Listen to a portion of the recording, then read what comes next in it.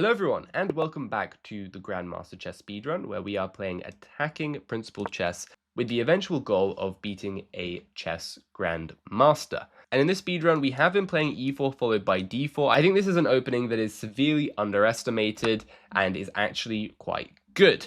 So they accept the first pawn, we offer them up the second, and then get a lot of quick development with the knight coming out, the bishop comes out, and we go for this f7 pawn often. So let's play the bishop out, and already it could be a mistake. Well, not a mistake. Bishop d4 is not a mistake, but bishop c5 would be a mistake, because we'd be able to sacrifice and then fork them with queen d5.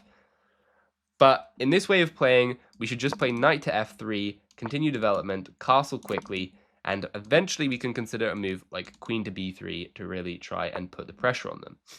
So the knights come out to f6, they're attacking our pawn in the center, and already we could play a move like bishop to g5, pinning this knight here, and then eventually going for this fork in the center as well, given that the knight is pinned.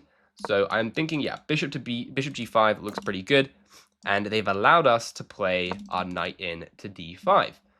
So I'm thinking we've got a decent advantage already against our 1850 opponent.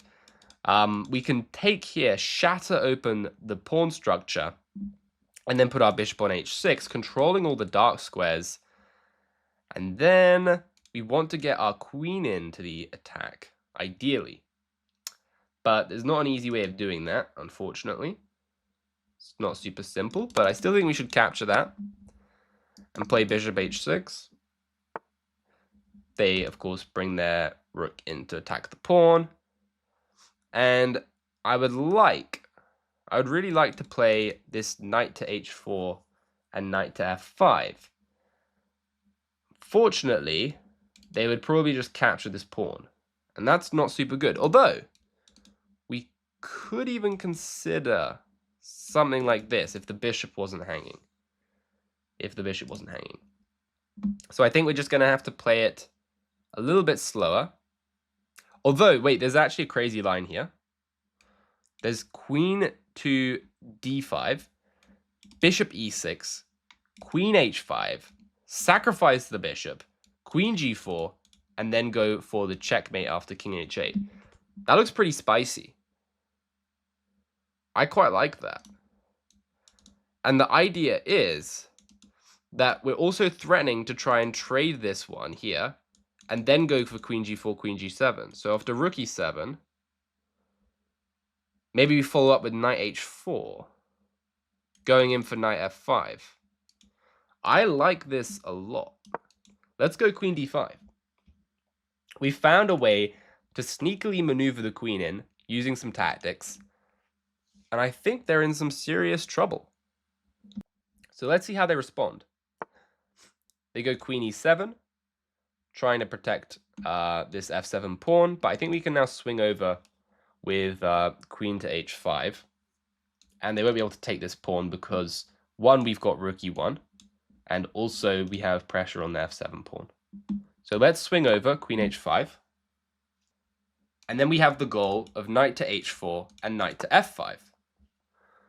So I'm already liking the look of this knight h4 move a lot.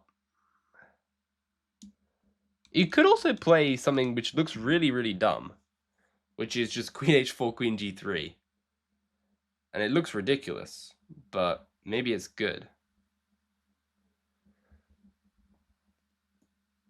No, I think we should play knight h4, because on knight to e5, we want to be able to play f4, knight g6, and f5. I think. Although it's quite hard to say.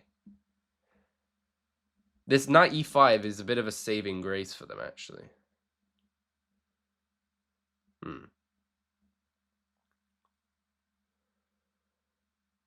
Maybe we should go for...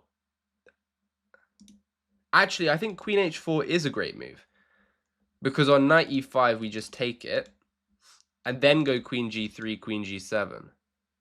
Yeah, I think queen h4 just wins. I don't see a clear defense. Maybe king h8. No, king h8, I guess.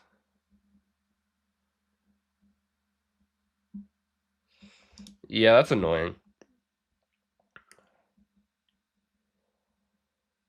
Well, we need a way to continue the attack. Maybe knight g5? It's worthwhile starting to consider some sacrifices. Takes it, takes it. f6. No, it doesn't lead anywhere. Yeah. Knight e5 resource is annoying. Maybe we should just go knight h4, knight f5. Knight h4, knight here, knight f5. The captures would be good for us, and we can try and play king h8 and f4. Let's play knight h4. Continuing the attack. I think knight e5 is borderline the only move. Maybe they can play king h8 as well. King h8 also makes sense.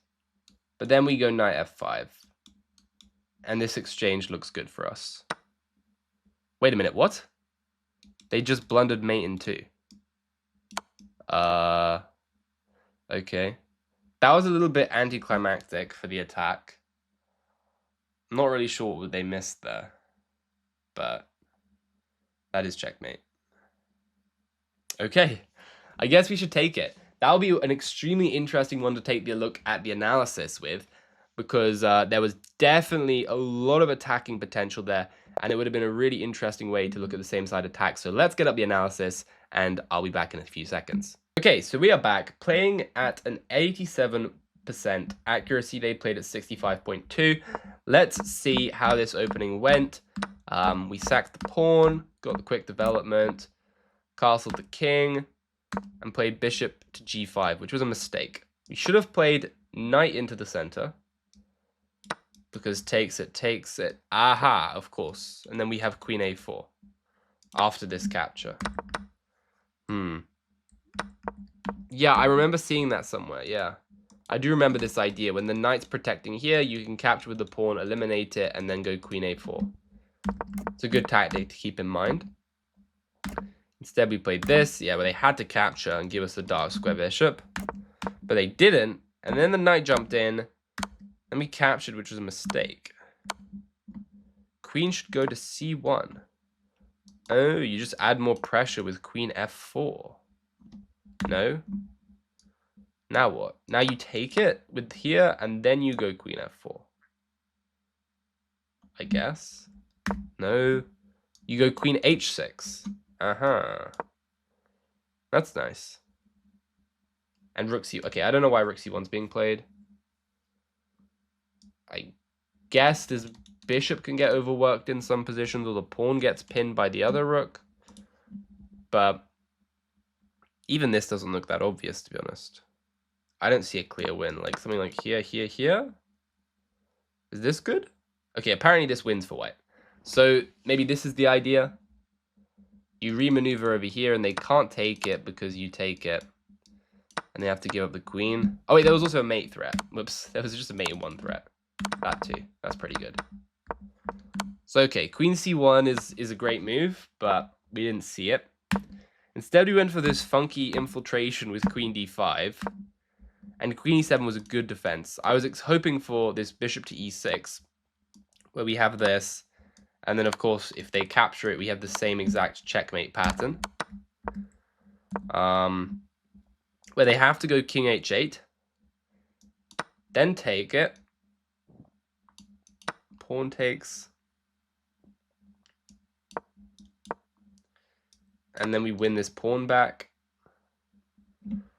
It's an interesting one as well. I guess this kind of liquidates out a little bit, where the attack dies down if they defended properly. But they didn't, and we got knight h4 in, which was in fact the best move. I was really considering this queen h4 move as well, but yes, king h8 is a good defense, and we can't easily keep the attack going, because there's no more queen g3, and if we do go queen g3, then they just have rook g8, and all of a sudden the attack's coming down on us. And in fact, no, we're losing the bishop, but yeah, that would not be good. But instead of all of that, they just blundered the mate in 2 with bishop c4. I was expecting king h8 still. We would have gone knight f5, takes it, and then bishop to f7, which looks quite nasty. But they would go on here. Oh, we could pin it, go king h8, f4. Wow. Rook g8, king h1, I guess. No, b5, b4. What's wrong with this? Nothing. Ooh, and then you do a rook lift with some mate. Wow, and white's completely winning here.